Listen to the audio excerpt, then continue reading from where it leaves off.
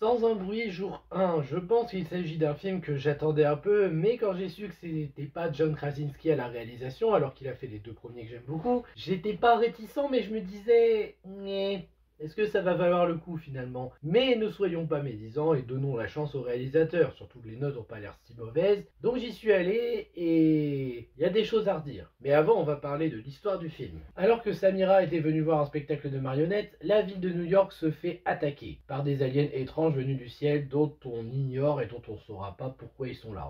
Oui, ça c'est un des petits défauts du film, je me permets vite fait dans le résumé de l'histoire. Samira a alors un seul objectif en tête, aller manger une pizza à Harlem, parce que c'est peut-être son dernier jour. En gros, c'est l'histoire du film globalement résumée. Non, non, je me suis pas trompé, c'est vraiment ça l'objectif. Et que dire de Sans un bruit jour 1? Ça dépend de l'aspect. En aspect technique, mise en scène, tout ça, je trouve qu'il y a du travail. Je trouve que le réalisateur s'en sort assez bien. Il a su prendre le relais correctement, apporter des choses intéressantes. Après, en termes de scénario et d'enrichissement du lore, là, c'est un petit peu plus critiquable, hein. Et on va commencer par ça, justement, les défauts, parce qu'il y a quand même pas mal de choses à dire. Donc dans les défauts, vous l'aurez compris avec le résumé de l'histoire, l'objectif de notre protagoniste Samira, c'est d'aller manger une pizza à Harlem. Alors d'accord, elle est touchée par le cancer, elle a peur que ça soit peut-être son dernier jour sur Terre. Pourquoi pas, je l'accepte, il n'y a pas de problème. Ce que je n'accepte pas en revanche, on est d'accord que la ville est envahie par des aliens qui semblent n'avoir aucune pitié. Est-ce que tu crois vraiment, même dans tes derniers jours à ce moment-là, que ta priorité c'est d'aller manger une pizza? À Harlem en plus, elle précise bien à Harlem, hein. Pour des raisons personnelles après, c'est pas une mauvaise idée, mais quand même, c'est pas un objectif à avoir dans ce genre de circonstances. Même une chose qui manque dans ce film, c'est le développement de personnage, parce que Samira en vrai, elle a pas de réel développement. On sait qu'elle a le cancer, qu'elle le vit mal, qu'elle est, je dirais pas blasée, mais qu'elle en a marre de la vie, et pourtant après on t'invente un petit truc en mode ouais mais l'importance de là d'où tu viens, tout ça, de chez toi. Je sais pas, Samira je trouve qu'elle manque réellement de développement. Eric aussi, mais Eric ça marche un peu mieux dans le sens où il a ses crises de panique quand il y a les aliens. Et là je trouvais que déjà qu'il y avait un petit peu mieux, mais pareil, Eric n'est pas développé.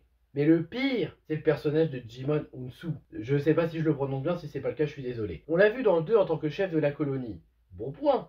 Là, on le voit dans ce film. Mais le souci, c'est que tu le vois juste en train de sauver des gens en faisant une action particulière, devant son fils en plus, et après tu le revois pas avant la fin du film. C'est dommage parce que ça, c'est peut-être un des seuls éléments que vous avez introduit avec un soupçon de développement, et au final, vous n'en faites rien. C'est quand même regrettable. Limite, je me demande si ça aurait pas été mieux de faire un film avec lui en personnage central qui devient petit à petit le chef de la colonie qu'on connaît du 2. Ça aurait peut-être eu plus d'impact et plus d'intérêt. Après, les persos qu'on a, je les déteste pas, hein, ils sont sympathiques. Mais voilà, en termes de développement, je pense que lui, il y avait mieux à proposer. Maintenant que j'y pense, il y a quelque chose qui a à la fois une qualité et un défaut. La qualité, c'est que c'est une histoire vraiment à part, ça se passe ailleurs, ça n'a aucun lien avec la famille qu'on voit dans les deux premiers Sans un bruit. Et ça, c'est un bon point parce que ça te permet de suivre le film sans te dire est-ce que je dois voir les anciens? Bah non, t'es pas obligé. Mauvais point par contre, ça n'apporte rien dans l'univers ou sur les aliens. Parce qu'on aurait pu se dire avec le jour 1, on va peut-être enfin savoir pourquoi ils sont là, qu'est-ce qu'ils font là, pourquoi ils dévorent les humains. Eh bien non, ils sont là, la menace est là, mais tu n'apprendras rien sur eux. Tu réapprendras juste ce qu'on sait déjà, qu'ils sont sensibles au bruit,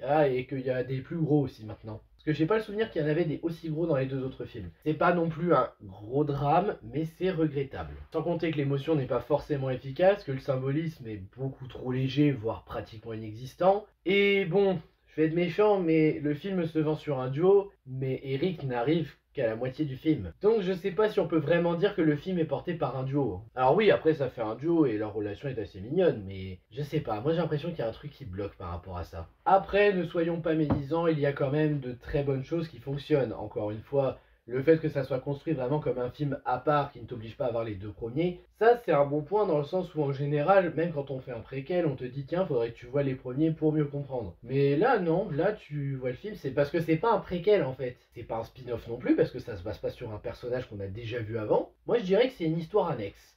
Dans le sens où ça se passe dans le même univers et dans le passé, mais tu suis d'autres personnages qui n'ont aucun rapport. Juste ils cherchent à survivre. Donc oui, c'est quand même un bon point d'avoir fait ça, notamment pour ceux qui n'ont pas vu les deux premiers Sans un bruit. Même si je vous les recommande fortement si vous aimez les films d'horreur, parce qu'il y a un énorme travail sur le son et l'horreur est très bien gérée. Puisqu'on parle de l'horreur de ce film-là, alors là j'avoue, j'ai été pris dedans. Ah vraiment, la mise en scène est travaillée, les moments de tension sont réellement efficaces. Je peux pas nier que même si j'aurais préféré John Krasinski juste parce que j'adore les deux premiers, celui-là fait quand même un bon travail de ce côté-là. Il y a vraiment une mise en scène soignée, on arrive à ressentir de la tension pour nos personnages. Chaque fois qu'il y a les aliens ou du bruit vraiment trop ambiant qui les attire, on arrive vraiment à avoir peur pour eux, et ça, c'est une très bonne chose. Les décors de New York, bon, bah tu vas me dire, c'était pas trop dur à faire, hein, mais dans l'ensemble, ça marche bien. De l'inattendu qui marche bien aussi, dans le sens où comment ils vont faire pour atteindre Harlem, tout ça. Oui, l'objectif est à chier, mais ça n'empêche pas qu'il y ait un peu d'inattendu qui marche, notamment vers le final. La relation entre Eric et Samira, qui, avons-le, progresse bien petit à petit lorsqu'ils se rencontrent et qui est assez mignonne, parce que tu sens qu'ils s'ouvrent l'un à l'autre. Ça finit pas en relation amoureuse, mais tu sens qu'ils s'ouvrent l'un à l'autre et que ça apporte une sorte de réconfort qu'ils avaient perdu, notamment du côté de Samira, vu qu'on la connaît mieux qu'Eric. Mais j'avoue que j'aime bien l'idée et la manière dont ils se rapprochent. Rien à redire sur le jeu d'acteur qui est très efficace, tous les acteurs qu'on voit sont investis, surtout qu'il y en a peu en termes d'acteurs principaux, donc